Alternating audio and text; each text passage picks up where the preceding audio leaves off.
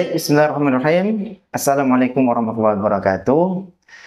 Alhamdulillah, hamdan katsiran thayyiban mubarakan fih, mubarakan alaihi kama yuhibbu rabbuna wa yarda.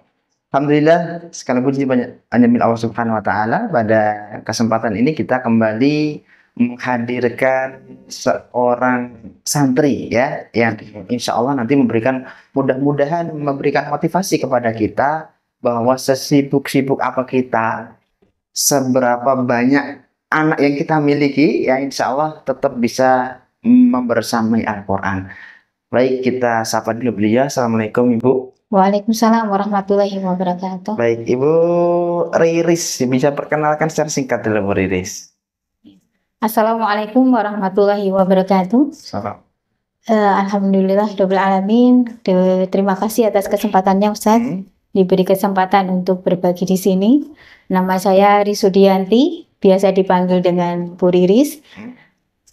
Rumah di Sumber, Kecamatan Trucok. Usia 50 tahun, alhamdulillah. 50 tahun ya? Iya. 50 tahun. Ini aktivitas apa ini aktivitas? Aktivitas ibu rumah tangga. Ibu rumah tangga ya? Ibu rumah tangga aja ya? Ya, ibu rumah tangga dengan mungkin sedikit ada kegiatan yang bantu-bantu perekonomian untuk bantu suami. Bikin-bikin apa gitu? Iya, bikin-bikin. Baik, Bu Riris ya. Bu Riris, ini kan kita hadirkan ini dalam rangka teman-teman itu ada yang baru 4, punya anak 2 sudah sibuk, punya anak 3 sudah sibuk. Ini Bu Riris punya anak berapa ini? Alhamdulillah Allah karuniakan ke saya putra 8 dari 10 seharusnya. Jadi alhamdulillah yang masih dititipkan ke saya itu 8 dengan 5 putra 3 putri. 10 gimana maksudnya? 2 kali keguguran. 2 keguguran. Sudah usia berapa itu? 3 bulan. 3 bulan, dua-duanya? Yang satu baru belum ada sebulan. Apa itu nomor berapa itu? Nomor 6 sama nomor 9. Nomor 6 sama nomor 9. Nomor 9 berarti yang 10 yang kecil ini ya? Iya. Yang kecil ini, Masya Allah. Berarti mengurus 10 anak ya? 8 ya, 8. Berarti 9 lah? 8 anak yang masih hidup. Yang masih hidup kan 8. Anak mertua 1. Jadi 9. Dan sekarang menjadi santri di Rumah Tahfidz Srebegan nih. Gimana ini cara awal-awal tahu bisa mendaftar dan bagaimana prosesnya gitu?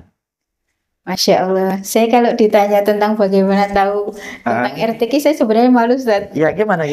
Karena saya sebenarnya ikut waktu launching rumah yang pertama. Iya. Ketika namanya masih Ar-Royan itu. Iya, dari hari pertama saya ikut. 2015 itu Desember. Iya, saya ikut. Saya hadir di situ, saya jadi peserta. Kemudian saya juga dapat bukunya.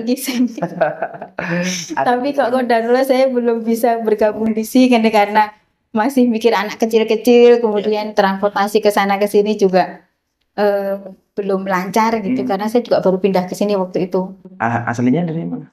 Ya di sini cuman merantau. Kemudian 2008 pindah ke sini, semuanya sekeluarga pindah ke sini, cuma suami masih di Jakarta.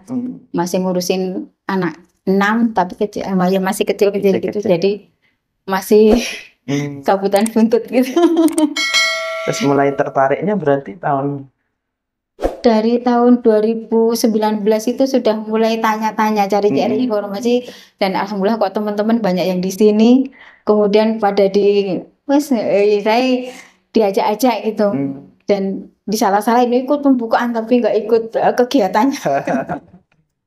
Dan alhamdulillah mulai tahun 2024 itu langsung mendaftar dan alhamdulillah bisa aktif. Tahun 2003 ini berarti mendaftar. 2023 ya? Mendaftar ya. Itu motivasinya. Padahal kan anaknya banyak kan. Motivasinya kalau tentang anak itu Ustaz, mau anaknya berapapun jamnya tidak akan berubah, tetap 24 jam, harinya tetap 7 hari gitu. Jadi insya Allah kita yang memotivasi diri bahwa suatu saat itu kan kita akan kembali, dan kita selama hidup ini untuk mensolihkan diri sendiri dan mensolihkan anak-anak, apalagi saya pribadi anaknya kan alhamdulillah paling banyak Paling gitu. banyak ya, Jadi 8. harus berusaha untuk solih dan berusaha untuk mensolihkan mereka juga. Dan insya Allah kalau bisa menjadi contoh buat anak-anak saya khususnya dan masyarakat sekitar pada umumnya gitu. Ya, ya. Jadi ini pertama kali pengen ngajak anak-anaknya itu ibunya dulu daftar gitu Iya. ya. Kalau awal masuk itu tujuannya menghafal atau perbaikan bacaan? Perbaikan bacaan. Oh, perbaikan bacaan. Jadi Saya belum sampai sekarang saya belum menghafal ikut ya. ke menghafalkan, masih tahsin lagi. Masih tahsin ya. Jadi kalau ada orang di luar sana menganggap rumah tahfidz Quran bukan ini hafalan itu, bisa ini loh, tahsin saja bisa gitu ya. Sampai 2 tahun tahsin terus kan gitu. Tapi juga menghafal ini. Mulai Kemarin apa? menghafal. Surat apa? Surat An-Naba Surat An-Naba ya. Sudah hafal berapa ayat ini? 37. Oh, 37 ayat ya. Oke. Masya Allah. Anaknya 9, 10 ya, 10, tapi 2-nya diambil Allah Subhanahu wa taala, mudah-mudahan sebagai apa ini, tabungan bisa di akhirat. Masya Allah. Selain terus gimana ini Bu? Cara apa ini mengatur waktunya kan? Anak 1, 2, 3, belum lagi nanti beda keinginan, beda jadwal sekolah, beda ini. Gimana harus mengatur mereka ya kan? Terus jenengan juga harus belajar di sini. Alhamdulillah kalau anak-anak kan kalau tahun ini kan sudah mulai besar-besar ya, jadi sudah mulai terkondisi, sudah punya kegiatan. Kemudian usia paling besar 24 tahun. Kemudian yang paling kecil 3 tahun. Itu yang perlu perhatian kan, maksudnya yang perlu harus diantar sekolah atau apa kan, yang nomor, karena yang lain mondok. Oh, yang lain mondok. Ya. Sedang Jadi mondok ya. tiga anak yang mungkin masih harus Di rumah. antar jemput apa gitu. Ya, ya. Itu alhamdulillah dimudahkan oleh Allah untuk ininya. Terus kalau untuk waktu, bagaimana saya ini waktunya? Iya. Saya ada lapak snack ya saat Jualan. ya, jualan snack. Itu mulai saya daftar di sini, saya istilahnya ngangkat karyawan gitu. Oh. Jadi biar saya bisa tambah bebas, ada waktu untuk belajar. Saya bismillah nyuruh orang ya, walaupun mosok snack 2 meja aja ditunggu orang, tapi bismillah alhamdulillah 1 tahun belakang ini malah bertambah yang nitip juga tambah. Kemudian ya itulah keberkahan Al-Quran insyaallah. Ya. Jadi setelah sebelum ngaji di sini itu lapak itu ditunggu sendiri. Tapi ketika setelah ngaji di sini itu minta tolong bantuan orang untuk nunggu lapaknya gitu ya. 2 orang sekarang. 2 orang ya. Dan kemudian Allah berikan kelaris itu ya. Ya, Masya Allah. Ini keuntungan dunia ini. Banyak. Masya Allah. Untung dunia aja begitu ya. Ya, yang saya niatkan bahwa biar saya punya waktu untuk belajar gitu. Karena untuk apa kalau kita dikasih waktu sekian jam oleh Allah, sekian hari untuk Allah, tapi tidak menyisihkan waktu berapa jam saja untuk belajar, kan rugi. Jadi bismillah saya minta tolong ya tetangga untuk nunggu, dan alhamdulillah saya bisa aktivitas di sini. Di sini ya. Saya ke sini berapa kali seminggu? Seminggu 2 kali. 2 kali ya. Kadang-kadang ngajak anak, kadang-kadang nyepeda, kadang-kadang bonceng temen gitu. Bonceng temen juga ya. Baik. Suami apa kerja ini? Suami driver di Pondok Pesantren Ibnu Abbas Klaten. Sejak tahun berapa? Sejak tahun 2016. 2016. Berarti pas launching di sini, setelah launching ini. Iya, setelah launching saya kan lahiran, terus suami lahiran anak ke berapa? Kalau hitungan sekarang ke-7 berarti. 7 ya. Jadi ingat semua nggak ini nama-namanya? Namanya ingat, tanggal lahir ingat. Tanggal lahir ingat ya. Kalau saya bilang anak kedua tanggal lahir berapa? Tanggal 27 Februari 2022. Kalau anak yang terakhir 20 Oktober 2001. Hafal ya? Oke. Iya. Anak yang kelima namanya siapa? Yang masih Ayas Fatur Rahman. Ayas Fatur Rahman. Iya. 5 putra, 3 putri ya? Yang masih Allah titipkan. Terus ini gimana ini Bu? Untuk kan di sini juga ada tugas-tugas, misalkan harus baca 40 kali. Ada kegiatan begitu? Sudah?